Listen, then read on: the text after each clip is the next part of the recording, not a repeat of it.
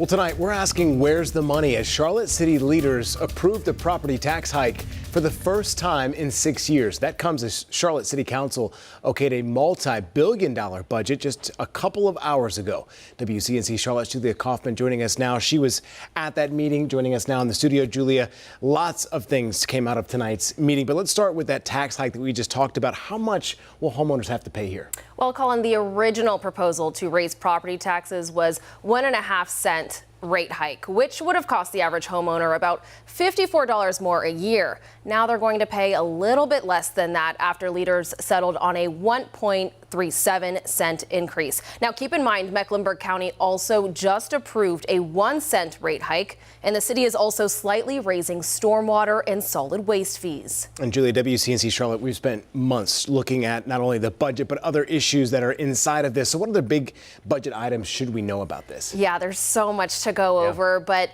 we know city employees, for one, we're pushing to bump the minimum pay to $25 an hour. This budget calls for $23 an hour. We've also covered concerns in the past with long wait times on 911 calls. The city is adding 15 telecommunication positions to try to address that. Plus, of course, we voted on, or reported on, I should say, CMS's proposed teacher village.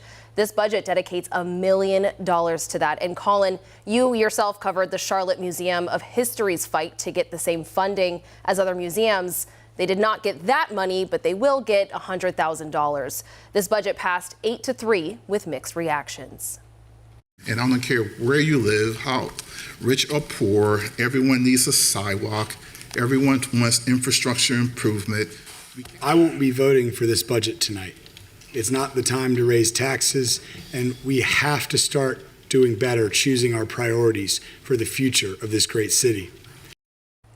Along with Bakari, council members Renee Johnson and Ed Driggs also voted against the budget. Driggs voiced concerns about doubling the affordable housing bond to $100 million. The ultimate decision on that bigger housing bond, though, will be up to voters. They'll see it on their ballots in this upcoming election. And Julia, city leaders also discussed that plan to renovate Bank of America Stadium. We've been talking about that. All of Charlotte really has. Is that project part of this budget as well here? Do you know? So that's a really good question. Okay. A common question we were hearing a lot tonight, but no, it's a different pot of money, and which, by the way, could be $650 million.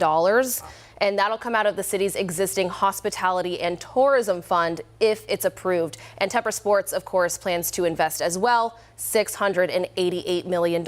Tonight, we are learning Charlotte city leaders are expected to meet Wednesday afternoon for a special meeting to discuss the next steps for these proposed renovations. All right, so another step towards that renovation for Bank of America Stadium. We'll be covering that.